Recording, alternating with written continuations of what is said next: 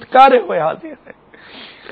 ہمیں اپنے در سے مت دھتکارنا مولا, کوئی اور در نہیں ہے. تو مدد کرنے والا ہے اور تو یہ حبیب کا واسطہ دیتا, ہماری مدد فرما دے. مدد فرما دے مولا, مدد فرما دے ہماری. بادلوں سے رحمت برسے, زمین سے رحمت اگے, رحمت کی ہوائیں چلیں, بس رحمت اور عافیت ہی ہو. ہم آزمائش امتحان کے لائق نہیں ہیں مولا, ہمیں بے حساب بخش دے, معاف کر دے. ہمارے مدنی چینل کے جو ناظرین ہمارے ساتھ ابھی دعا میں شریک, اللہ ان کی اور ہم سب کے اٹھے ہوئے ہاتھوں کی لاج رکھے. آمین. ہماری جھولیوں کو جملہ جائز مرادوں سے بھر دے. آمین. ہم جتنے تیری بارگاہ میں دستبد دعائیں یا جو نشر مقرر میں ہم تیری بارگاہ میں جو دستبد دعائیں ہوں گے, یا رب کریم ان کو اور ہم سب کو, ہم تمام عاشقان رسول کو بلا حساب جنت میں داخلہ دے دے. آمین. دنیا اور آخرت کی ذلت اور رسوائی سے بچا, زوال نعمت سے بچا, نزا میں قبر میں حشر میں آسانیاں دے دے. دعوت اسلامی کا مدنی ماحول دے دے, اس کے مدنی پیغام کو سمجھنا قبول کرنا نصیب کر دے, عمل کرنا نصیب کر دے. ان اللہ وملائکتہ یصلون علی النبی یا ایھا الذین آمنوا صلوا علیہ وسلموا تسلیما صلی اللہ علی النبی الامی وآلہ صلی اللہ تعالی علیہ وسلم. صلاۃ و سلام علیک یا سیدی یا رسول اللہ.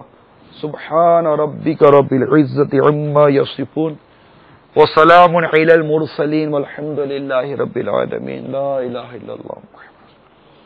میں سفر کی کچھ مدنی پھول لے کر بھی حاضر ہوا تھا. سفر ہمارا وہ بنیادی موضوع تھا. چند سفر سے متعلق کچھ مدنی پھول عرض کرتا ہوں.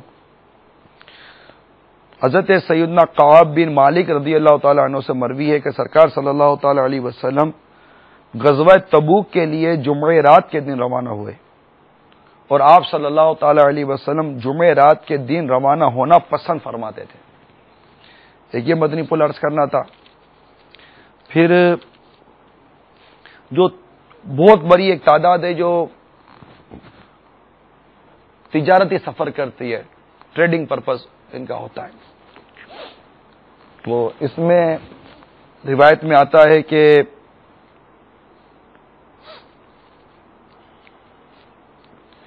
کچھ تجارت میں برکت کے مدنی پھول دیے گئے.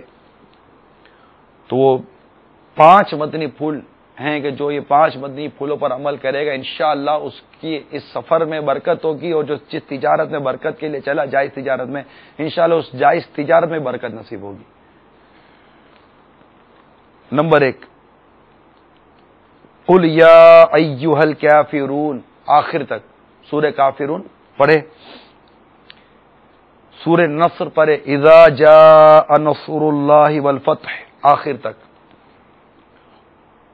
قل هو اللہ احد آخر تک. قل اعوذ برب الفلق آخر تک. اور قل اعوذ برب الناس آخر تک.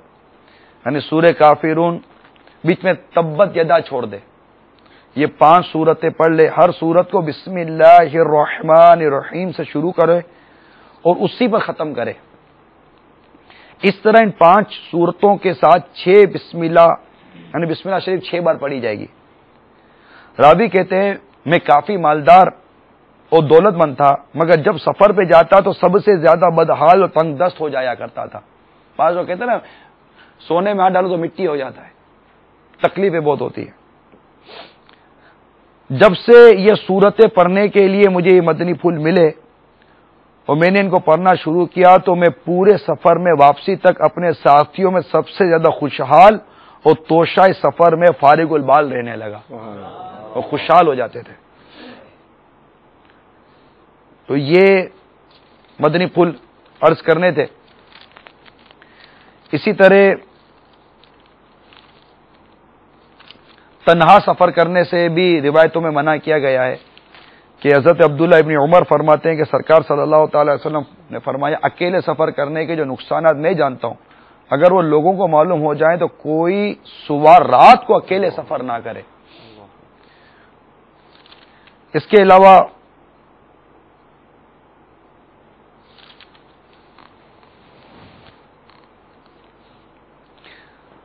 بخاری مسلم کے حوالے سے نقل ہے کہ سفر عذاب کا ٹکڑا ہے، سونا اور کھانا پینا سب کو روک دیتا ہے، لہذا کام پورا کر لے تو جلدی گھر کو واپس ہو۔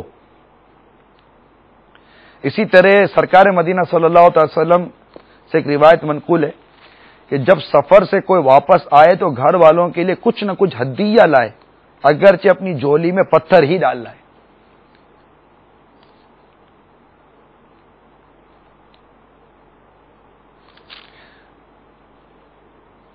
سنت یہ بیان کی جاتی ہے کہ سرکار صلی اللہ علیہ وسلم جب گھر میں داخل ہوتے یا سفر میں کہیں منزل پر پڑاؤ کرتے تو جب تک نماز دوگانا یعنی 2 رکعت ادا نہ فرما لیتے نہ بیٹھتے، نماز کا اہتمام ہوتا تھا۔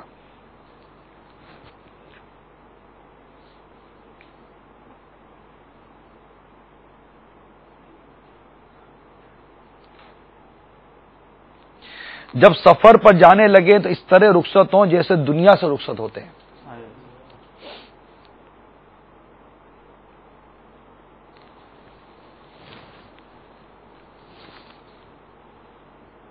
کوئی اسلامی بہن اپنے شوہر یا قابل اطمینان محرم یعنی جس کے ساتھ ہمیشہ کے لیے نکاح حرام ہو کہ بغیر ہرگز سفر نہ کرے، ورنہ جب تک گھر لوٹ کر آئے گی قدم قدم پر گناہ لکھا جائے گا۔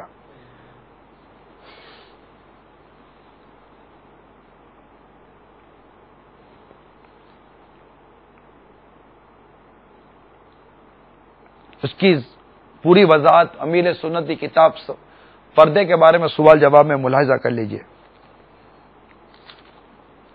اور بھی بے شمار مدنی پھول ہیں، سنت اور آداب ہیں، اس کے سیکھنے کے لیے میٹھے اسلام بھائیوں مدنی قافلوں میں سفر اختیار کیجئے، انشاءاللہ بہت کچھ سیکھنے کو ملے گا، دعائیں سیکھنے کو ملیں گی اور برکتیں بھی نصیب ہوں گی۔ اور ایک مدنی پھول بہت ہی اہم مدنی پھول ہے، یہ عرض کر دوں، منزل پر اتریں تو وقتاً فوقتاً یہ دعا پڑھیں، انشاءاللہ عز و جل ہر نقصان سے بچیں گے۔ وہ دعا یہ ہے، اعوذ بکلمات اللہ التامات من شر ما خلق۔ یہ دعا جو شجرہ عطاریہ ہے، قادریہ رضوی عطاریہ، اس میں بھی یہ وظیفہ صبح و شام پڑھنے کے وظیفے میں شامل ہے۔ یعنی ترجمہ یہ کہ اللہ کے کلمات تامہ کی پناہ مانگتا ہوں اس کے شر سے جسے اس نے پیدا کیا۔ تو انشاءاللہ اس دعا کی برکت سے نقصان سے بچے رہیں گے۔ منزل پر متفرق یعنی منتشر ہو کر نہ اتریں بلکہ مل جل کر ایک ہی جگہ اتریں۔ جب دشمن کا خوف ہو تو سورہ ایلاف قریش، سورہ قریش پڑھ لیں، انشاءاللہ عز و جل ہر بلا سے امان ملے گی۔ ایک اور بہت ہی پیارا مدنی پھول سماعت کیجئے، یا سمدو، یا سمدو 134 بار 134 ٹائم لکھ لیں، یا سمدو، سمد یا سمدو 134 بار روزانہ پڑھیں، بھوک پیاس سے امن رہے گا۔ میرے شیخ طریقت امیل سنت کی ایک ادا عرض کر دوں، وہ چینجنگ کی جو میں نے بات کی نا کہ انسان جب اپنے اندر تبدیلی لائے تو کیا اٹیمپ کیا کرے۔ ایک ایگزامپل عرض کر رہا ہوں، امیل سنت کے جب جہاز میں سفر ہوتا ہے نا، آپ کو پتا ہے کہ عموماً جہاز کے اندر ایئر ہوسٹس ہوتی ہے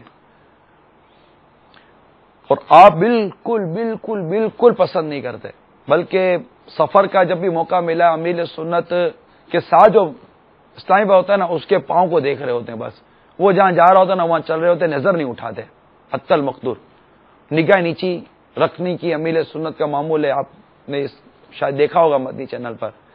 تو آپ اپنے ساتھ پانی کی بوتل جہاز میں ساتھ رکھتے ہیں کہ پانی تو آدمی پیے گا سفر میں، تو پانی بھی مانگنے کے لیے ایسا نہیں کہ ایئر سے بات کرنی پڑے، وہ آ کر کہے گی ایکسکیوز می واٹر پلیز۔ اب یہ لکوڈ لے جانا تو خیر منع ہو گیا ہے، لیکن احتیاط اس میں پتہ چل رہی ہے کہ جس زمانے میں لکوڈ لے جانے کی اجازت تھی تو امیر علیہ سنت کی کیسی یہ احتیاط اور بھی بہت سی احتیاطیں کرتے ہیں امیر علیہ سنت، جہاز کے اندر. اب یہ کہ ہم نظر